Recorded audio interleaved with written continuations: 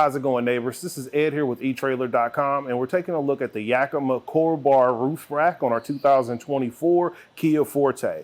Now, adding a roof rack to a vehicle, kind of like a compact sedan like this, is going to allow you to get more cargo area out of your smaller vehicle. You can take advantage of this negative space on top of your car to get those bigger, bulkier items out on the road for your adventure.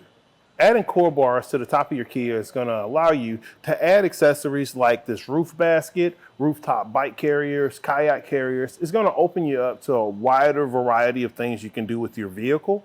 As far as the height on these guys from the roof, looks like we're right at 3 3/4 inches as far as the space. So that's going to give you plenty of room for most clamp around accessories. And the CoreBar itself is actually an aero bar. So what that means for you is that it's going to wrap through the wind a lot easier, and it's going to give you a better ride. So it'll cut down on that whistle that you tend to get from roof racks in general.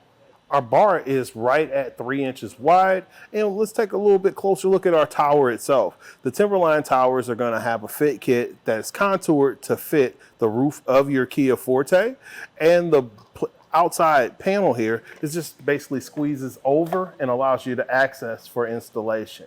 Now, out of the box, it does not come with a key, but it does have a spot to use the Yakima key system lock core. And if you wanted to get that lock, you can actually have it key to like for any of your Yakima accessories, like the Skinny Warrior that I have installed right now. Alternatively, if you have accessories that use a track or T-slots or something like that, this wouldn't be the best option. But if you have a rooftop tent and everything is within the weight capacities, CoreBar is going to be a great way to go. Now, installation is super easy. It's just a lot of steps to it. So grab a tape measure and you're going to use your included Yakima tool, and I'll show you how to get it on top of your Forte. We're going to start our installation by assembling our baseline tower and making sure that we have our CoreBar adapter on our tower, and that's going to allow us to make that connection to the bar.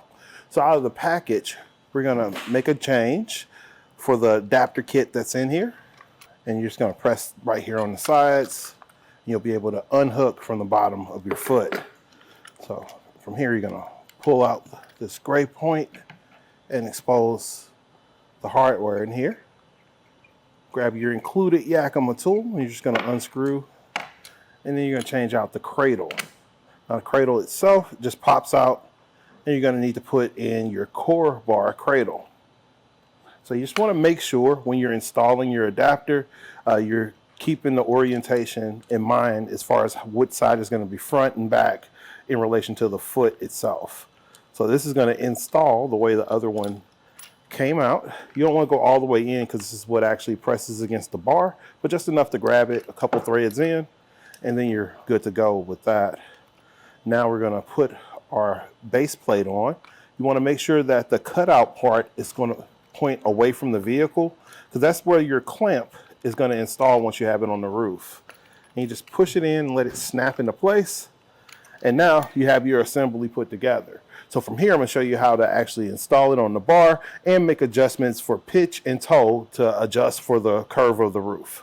So now we're going to install our feet onto our CoreBar. We're just going to make sure that we're aware of the orientation of front. And you can get an idea as far as your contact point of where you're going to measure from the center of the bar. There's an arrow that lets you know which way is front. That's also going to be your measurement point for figuring out the distance between your two mounting points. I've already measured ahead, and it's 37.5 inches between the insides of the towers. Now we're going to do our pitch and toe settings, and what is up and down is going to be determined to the orientation of the arrow here. So we're going to make sure our outer adjustment is going down, and you're going to take the side of your pad, and that's where that adjustment is going to be made. From there, once you have it, you just fasten it here, and once you've measured this distance between the inside, you're just going to lock down the center connection here. And this is what's going to also hold the tower to your crossbars. And now we're just going to twist until our included tool clicks, and that way we know we hit the required torque to keep everything right where it should be. I measured ahead and our spread is going to be right at 32 inches on center. So I'm just going to get my pads resting on the gutters and grab my tape and just going on center to the crossbars themselves, making sure I'm right at 32 inches. So I'm going to do that on both sides, and then we'll install our clamps. Now we're going to open the gray door right here to show our bracket that our clip is going to snag on underneath. So you're going to feed it into the slot and just let it hook.